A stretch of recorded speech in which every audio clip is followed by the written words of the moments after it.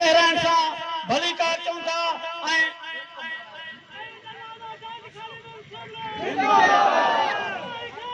बिस्मिल्लाहिर्रहमानिर्रहीम। मुझा मोहतरम दोस्तों भाईरो तवा प्यार है मोहब्बत नैनो बाउन ते तव्हांजो शुक्रगुज़ार आहियां। वालिहाना इस्तक़बाल कयो उन ते भी तव्हांजो शुक्रगुज़ार आहियां। आदिलपुर के मां हमेशा जमीयत उलमा इस्लाम जो गढ़ समझो आ, लेकिन अफसोस है जो आदिलपुर जा मौलवी इलेक्शन बल्दियात मां राह फरार इख्तियार करे विया आहिनि। यकीनन इन्हनि उहदेदारनि जे ख़िलाफ़ कार्रवाई ज़रूर थींदी। जिन भी बोतारनि जे साम्हूं घुटना टेकिया आहिनि उन्हनि खे जमात में रहण जो घटि में घटि कोई हक़ कोन्हे।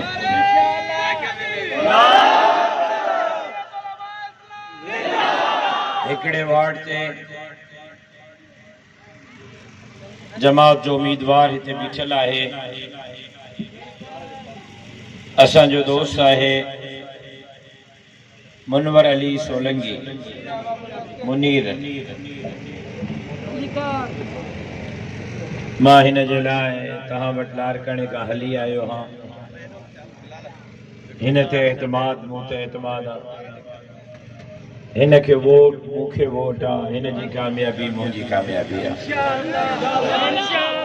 ऐं मां उम्मीद करियां थो त तव्हां हिन वार्ड ते जमीयत उलमा इस्लाम जे हिन नुमाइंदे खे कामयाब कंदव। ऐं मां सच तव्हांखे ॿुधायां, सॼी सिंध में कुंड कुड़छ में घुमाए फिरां थो। हाणे बि हिते बीठो आहियां ऐं तव्हां पंहिंजे आस पास नज़र फेरायो। तव्हांजे भरिसां बीठल माण्हुनि ते नज़र फेरायो। मौलवी घणा आहिनि, हाफ़िज़ घणा आहिनि, आलिम घणा आहिनि ऐं आम माण्हू घणा आहिनि।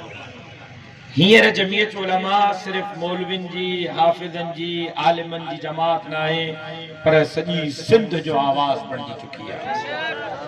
जमीयत उलमा ग़रीबनि, मिस्कीननि, हारिन ऐं मज़दूरनि जो आवाज़ बणिजी चुकी आहे। ऐं बिला तफ़रीक़ माण्हू हींअर जमीयत उलमा इस्लाम जे टिकट ते इलेक्शन विड़ी रहिया आहिनि।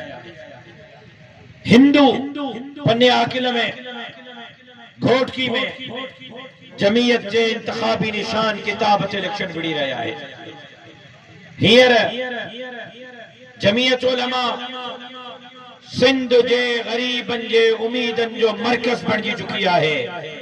ऐं अल्लाह जे मदद सां, अवाम जे ताक़त सां, उलमा जे दुआउनि सां सिंध खे वाकुनि जे वातन मां जमीयत उलमा इस्लाम आज़ाद कराईंदी। नौजवाननि खे उन्हनि जा हक़ जमीयत उलमा इस्लाम ॾियारींदी। ऐं अल्लाह जे मदद सां जमीयत उलमा इस्लाम सिंध जे इंच इंच जी, ॿेटनि जी, जज़ीरनि जी, वसीलनि जी चौकीदारी कंदी।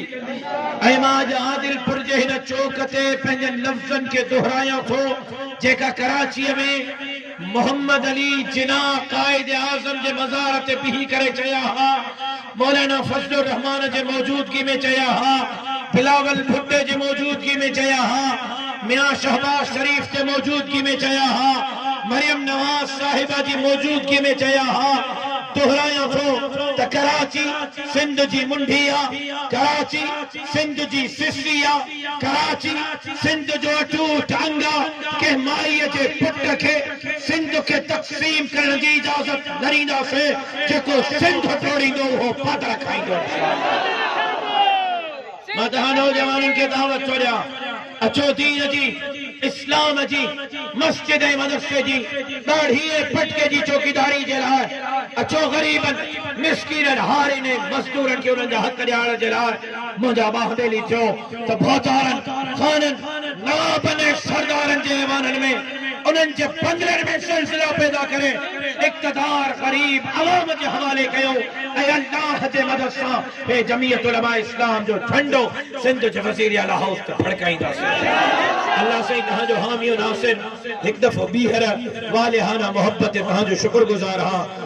जिंदगी बाकी, मुलाकात बाकी, वमा अलैना इल्लल बलाग। अमीर साहब की खिदमत में गुजारिश है दुआ।